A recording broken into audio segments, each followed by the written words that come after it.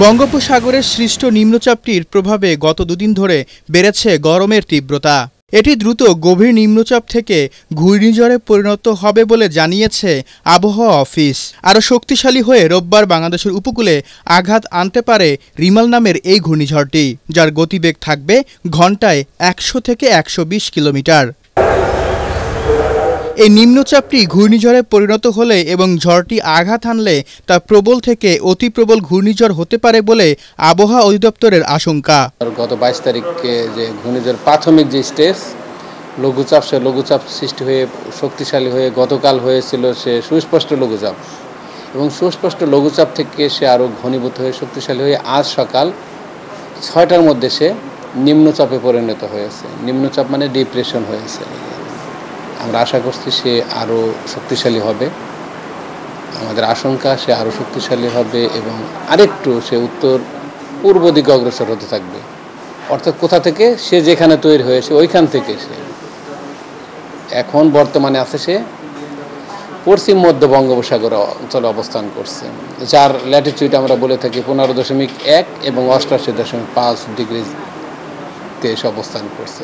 সে আরও শক্তিশালী হওয়ার সম্ভাবনা আছে এবং আজকের মধ্যেই সে হয়তো গভীর নিম্নচাপে পরিণত হবে। তার পরবর্তীতে কিন্তু স্টেজে সে ঝড় তৈরি হবে।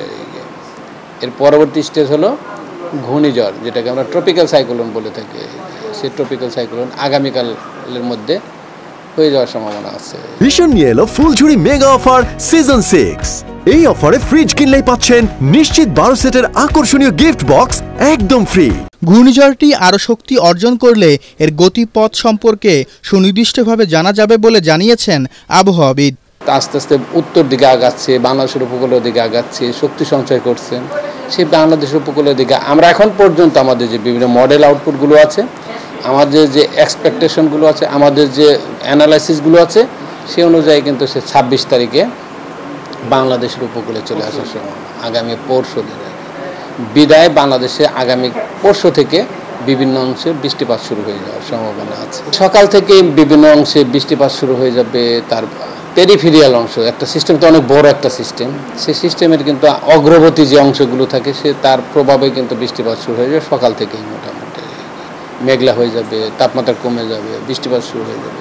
আর মূল সিস্টেমটা হয়তো আস্তে আস্তে তার বিকাল নাগাদ লাগতে পারে। এখন পর্যন্ত যে আমাদের বিভিন্ন মডেলগুলোতে যা দেখাচ্ছে সে অনুযায়ী এই ঘূর্ণিঝড়টির নাম দেওয়া হয়েছে রিমাল। এটি একটি আরবি শব্দ, এর বাংলা অর্থ হলো বালু, আর এই নামটি দিয়েছে ওমান। এবং কোথাও কোথাও হয়তো সংক্ষিপ্ত। খায়রুল ইসলাম, এটিএন বাংলা, ঢাকা।